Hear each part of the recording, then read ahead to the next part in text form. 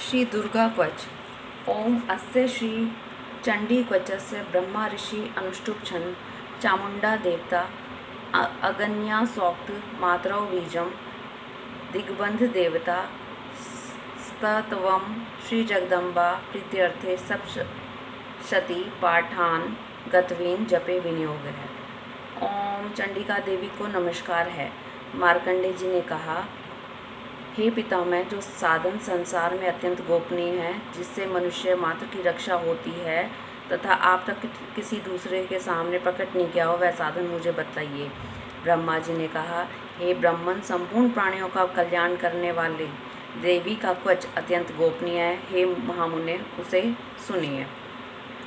हे मुने, देवी की नव शक्तियों में पहली शक्ति का नाम शैलपुत्री, दूसरी शक्ति का नाम ब्रह्मचारिणी, तीसरी शक्ति चंद्रघंटा, चौथी शक्ति कुष्मांडा है, पांचवी शक्ति स्कंद माता, छठी शक्ति कात्यायनी, सातवीं शक्ति कालरात्रि, आठवीं शक्ति महागौरी,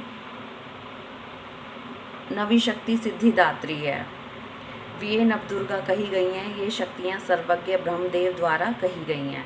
जो मनुष्य अग्नि में जल रहा हो, रणभूमि में शत्रुओं से घिर गया हो, अत्यंत विपत्ति में फंस गया हो, यदि भगवती दुर्गा की शरण का सहारा ले तो उसका कभी युद्ध या संकट में कोई कुछ नहीं बिगाड़ सकता। उसे कोई विपत्ति घेर नहीं सकती, न ही उसे शोक, दुख या भय की प्राप्ति हो सकती है। जो लोग भक्तिपूर्वक भगवती का स्मरण करते हैं, उनका अभ्युदय होता है। हे भगवती, जो लोग तुम्हारा स्मरण करते हैं, निश्चय ही तुम उनकी रक्षा करती हो। चामुंडा देवी प्रेत पर आरूढ़ रहती है, वराही महिष के आसन पर रहती हैं, इंद्री का वाहन ऐरावत हाथी, वैष्णवी का वाहन गरुड़ है, महेश्वरी बैल के वाहन पर, कुमारी मोर के वाहन पर विराजमान है। भगवान विष्णु की प्रियतमा लक्ष्मी देवी कमल के आसन पर विराजमान है और हाथों में कमल धारण किए हैं। श्वेत वर्ण वाली ईश्वरी बैल पर सवार है। भगवती ब्रह्माणी संपूर्ण आभूषणों से युक्त है तथा वे हंस पर विराजमान रहती हैं। अनेक आभूषण तथा रत्नों से सुशोभित उपयुक्त सभी माताएं सभी योग शक्तियों से संपन्न हैं। इनके अतिरिक्त और भी देवियां हैं जो दैत्यों के विनाश के लिए तथा भक्तों की रक्षा के लिए क्रोधयुक्त होकर रथ पर बैठी दिखाई देती हैं। इनके हाथ में शंख, चक्र, गदा, शक्ति, हल, मुसल हैं। खैटक, तोमर, परशु, पाश, भाला, त्रिशूल और उत्तम धनुष आदि अस्त्र विराजमान हैं, जिनसे देवताओं की रक्षा होती है तथा देवी जी ने दैत्यों की देह नाश तथा भक्तों के मन से भय नाश के लिए धारण करती हैं। महाभय का विनाश करने वाली, महान बल, महाघोर कर्म तथा महान उत्साह से सुसंपन्न हे महारौद्रे, तुम्हें नमस्कार है। हे शत्रुओं का भय बढ़ाने वाली देवी, तुम मेरी रक्षा करो। दुर्धर्ष तेज के कारण मैं तुम्हारी ओर देख भी नहीं सकता।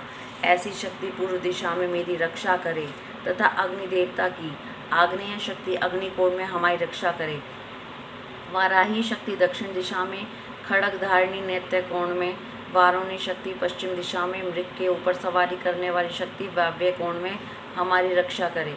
भगवान कार्तिक की शक्ति कुमारी उत्तर दिशा में, शूल धारण करने वाली ईश्वरी शक्ति ईशान कोण में, ब्रह्माणी ऊपर से तथा वैष्णवी नीचे से हमारी रक्षा करे। इस प्रकार सबके ऊपर विराजमान चामुंडा देवी दसों दिशाओं में हमारी रक्षा करे। जया आगे से, विजया पीछे से हमारी रक्षा करे। बाएं भाग में अजिता, दक्षिण भाग में अपराजिता, शिखा में उद्योतिनी तथा मस्तक की उमा नियम पूर्वक हमारी रक्षा करे। ललाट में मालाधारी, दोनों भ्रू में यशस्विनी देवी, भ्रू के मध्य भाग में त्रिनेत्रा, नासिका में यमघंटा हमारी रक्षा करे। दोनों नेत्रों के बीच में शंखनी, दोनों कानों के मध्य में द्वारवासिनी, कपोलों की कालिका, कर्ण के मूल भाग में शंकरी हमारी रक्षा करे। नासिका के बीच का भाग सुगंधा, होष्ठ में चर्चिका, अधर में अमृतकला तथा जीवा में सरस्वती हमारी रक्षा करे।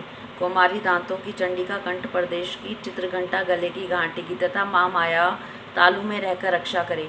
कामाक्षी ठोड़ी की, सर्वमंगला वाणी की, भद्रकाली ग्रीवा की तथा धनुष को धारण करने वाली रीढ़ प्रदेश की रक्षा करे। कंठ के बाहरी भाग में नीलग्रीवा, कंठ की नली में नलकुबरी, दोनों कंधों में खड़गनी तथा व्रज को धारण करने वाली दोनों बाहों की रक्षा करे। दोनों हाथों में दंड को धारण करने वाली तथा अंबिका अंगुलियों में हमारी रक्षा करे। सुलेश्वरी नखों की, कुलेश्वरी कुक्षी में रहकर रक्षा करे। महादेवी दोनों स्तनों की शोक को नाश करने वाली मन की रक्षा करे। ललिता देवी हृदय में शूलधारणी, उदर में रहकर हमारी रक्षा करे। नाभि में कामिनी तथा गुहे बाय की गुहेश्वरी हमारी रक्षा करे। कामिका तथा पूतना लिंग की तथा महिष वाहिनी गुदा की रक्षा करे। भगवती कटी प्रदेश में विंध्यवासिनी घुटनों की रक्षा करे। संपूर्ण कामनाओं को प्रदान करने वाली महाबला देवी दोनों पिंडलियों की रक्षा करे। नारसिनी दोनों पैर की घुट्टियों की, तेजसी देवी दोनों पैर के पिछले भाग की, श्रीदेवी पैर की उंगलियों की तथा तलवासिनी पैर के नीचे के भाग की रक्षा करे। दृष्ट कराली देवी नखों की, उधर केशविनी देवी केशों की, कुबेरी रोमावली के छिद्रों में तथा बागेश्वरी हमारी त्वचा की रक्षा करे। पार्वती देवी रक्त, मजा, बसा, मांस, हड्डी, मेद की रक्षा करे। कालरात्रि आंतों की तथा मुकुटेश्वरी पित्त की रक्षा करे। पद्मावती सहस्त्र दल कमल में, चूड़ामणि कफ में, ज्वालामुखी नख के तेज की रक्षा करे तथा अभेदा देवी शरीर की समस्त संधियों में रह के हमारी रक्षा करे। ब्रह्मांड शुक्र की, छत्रेश्वरी छाया की, धर्माधरिणी देवी मेरे अहंकार, मन तथा बुद्धि की रक्षा करे। ब्रजस्ता देवी मेरे प्राण, अपान, व्यान, उदान और समान वायु की तथा कल्याण से सुशोभित होने वाली कल्याण शोभना हमारे प्राणों की रक्षा करे। रस, रूप, गंध, शब्द, स्पर्श तथा विषयों का अनुभव करते समय योगिनी हमारे सत्व, रजो तथा तमोगुण की रक्षा करे। वाराई आयु की, वैष्णवी धर्म की, यश, कीर्ति, लक्ष्मी, धन तथा विद्या की रक्षा करे। इंद्राणी तुम मेरे गोत्र की, हे चंडिके तुम मेरे पशुओं की रक्षा करो। महालक्ष्मी पुत्रों की तथा भैरवी देवी हमारी स्त्री की रक्षा करे। सुपथा मेरे पथ की तथा क्षेम करी मार्ग की। राजा के दरबार में महालक्ष्मी सब ओर से व्याप्त रहने वाली विजया देवी संपूर्ण भयों से हमारी रक्षा करे। हे देवी, इस वच में जिस स्थान की रक्षा नहीं कही गई है उस आरक्षित स्थान में पाप को नाश करने वाली जयंती देवी आप हमारी रक्षा करें। यदि मनुष्य अपना कल्याण चाहे तो कवच के पाठ के बिना एक पग भी कहीं यात्रा न करे, क्योंकि कवच का पाठ करने वाला मनुष्य जिस जिस स्थान पर जाता है वहाँ उसे धन लाभ होता है और संपूर्ण कामनाओं को सिद्ध करने वाली विजय की प्राप्ति होती है। वह पुरुष जिस जिस अभिष्ट वस्तु को चाहता है उसे निश्चय प्राप्त कर लेता है। कवच का पाठ करने वाला इस पृथ्वी पर अतुल ऐश्वर्य प्राप्त करता है। वह किसी से नहीं डरता और युद्ध में उसको कोई नहीं हरा सकता। 3 लोकों में उसकी पूजा होती है। यह देवी का कवच देवताओं के लिए भी दुर्लभ है। जो लोग 3 संध्याओं में श्रद्धापूर्वक इस कवच का पाठ करते हैं उन्हें देवी कला की प्राप्ति होती है। 3 लोकों में उन्हें कोई नहीं जीत सकता। उस पुरुष की अपमृत्यु नहीं होती, वह 100 से भी अधिक वर्षों तक जीवित रहता है। इस कवच का पाठ करने से लूला, विस्फोटक आदि सभी नष्ट हो जाते हैं। सीवर विष, जंगम विष, कृत्रिम विष, ये सभी प्रकार के विष नष्ट हो जाते हैं। मारण, मोहन, उच्चाटन आदि सभी प्रकार के किए गए अभिचार, यंत्र, मंत्र, पृथ्वी तथा आकाश में विचरण करने वाले सभी ग्राम देवता, जल में उत्पन्न होने वाले तथा उपदेश से सिद्ध होने वाले सभी प्रकार के शूद्र देवता आदि कवच के पाठ करने वाले मनुष्य को देखते ही विनष्ट हो जाते हैं। जन्म के साथ उत्पन्न होने वाले ग्राम देवता, कुल ग्रम से उत्पन्न होने वाले कुल देवता, कंठ, कंठमाला, डाकनी, शाकनी, अंतरिक्ष में विचरण करने वाली अत्यंत भयानक बलवान डाकनियाँ, ग्रह, भूत, पिशाच, ब्रह्म, राक्षस, बेताल, कुष्मांड तथा भयानक भैरव आदि अनिष्ट करने वाले जीव विशिष्ट कवच का पाठ करने वाले पुरुष को देखते ही विनष्ट हो जाते हैं। कवचधारी पुरुष को राजा के द्वारा सम्मान की प्राप्ति होती है। कवच का पाठ करने वाला पुरुष इस पृथ्वी को अपनी कीर्ति से सुशोभित करता है और अपनी कीर्ति के साथ वह नित्य अभ्युदय को प्राप्त होता है।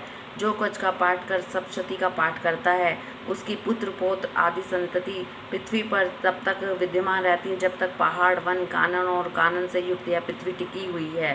कवच का पाठ कर दुर्गा सप्तशती का पाठ करने वाला मनुष्य मरने के बाद महामाया की कृपा से देवताओं के लिए जो अत्यंत दुर्लभ स्थान है उसे प्राप्त कर लेता है और उत्तम रूप प्राप्त कर शिव जी के साथ आनंद पूर्वक निवास करता है। इति श्री दुर्गा कवच संपूर्णम। अथ अर्गला स्तोत्रम। ओम अस्य श्री अर्गला स्तोत्र मंत्रस्य विष्णु ऋषि अनुष्टुप छंद श्री महालक्ष्मी देवता श्री जगदम्बा प्रीत्यर्थे सब श्लोकी पाठानुगतवेन जपे विनियोग है। ओम चंडिका देवी को नमस्कार है। मार्कंडे जी ने कहा, हे जयंती, मंगला, काली, भद्रकाली, कपालिनी, दुर्गा, क्षमा, शिवा, धात्री, स्वाहा शब्द नामों वाली देवी, मेरा आपको नमस्कार है। हे देवी चामुंडे, आपकी जय हो। संपूर्ण प्राणियों के कष्टों को हरण करने वाली देवी, आपकी जय हो। सर्वत्र व्याप्त सृष्टि का संहार करने वाली हे कालरात्रि आपकी जय हो। मधु और कैटभ नामक राक्षसों का विनाश करने वाली, ब्रह्मा जी को वर देने वाली देवी आपको नमस्कार है। हे देवी, आप मुझे रूप दो, जय दो, यश दो और मेरे काम क्रोध आदि शत्रुओं का नाश करो। महिषासुर दैत्य का वध करने वाली, रक्तबीज का वध और चंडमुंड का विनाश करने वाली देवी, भक्तों को सुख देने वाली देवी आपको नमस्कार है। आप मुझे रूप दो, जय दो, यश दो और मेरे काम क्रोध आदि शत्रुओं का नाश करो। शुंभ निशुंभ तथा धूम्रलोचन का वध करने वाली देवी, आप मुझे रूप दो, जय दो, यश दो और मेरे काम क्रोध आदि शत्रुओं का नाश करो। बंदित चरणों वाली संपूर्ण सौभाग्य प्रदात्री देवी, आप मुझे रूप दो, जय दो, यश दो और मेरे काम क्रोध आदि शत्रुओं का नाश करो। चिंतन में आने वाली रूप व चरित्र वाली सभी शत्रुओं की विनाशक देवी, आप मुझे रूप दो, जय दो, यश दो और मेरे काम क्रोध आदि शत्रुओं का नाश करो। हे देवी, जो भक्ति पूर्वक आपके चरणों में सदैव अपना सिर झुकाते हैं, उन्हें रूप दो, जय दो, यश दो और उनके काम क्रोध आदि शत्रुओं का नाश करो। हे रोग विनाशक चंडिके, जो भक्त अपनी श्रद्धा से स्तुति करते हैं, उन्हें रूप दो, जय दो, यश दो और काम क्रोध आदि शत्रुओं का नाश करो। हे चंडिके, जो भक्त आपको निष्ठा पूर्वक पूजते हैं, उन्हें रूप दो, जय दो, यश दो और काम क्रोध आदि शत्रुओं का नाश करो। हे दुर्गा, आप मुझे सौभाग्य, आरोग्य व अनंत सुख दो, रूप दो, जय दो, यश दो और मेरे काम क्रोध आदि शत्रुओं का नाश करो। हे देवी, मुझे बल, रूप, यश प्रदान करो, मेरे शत्रुओं का नाश करो।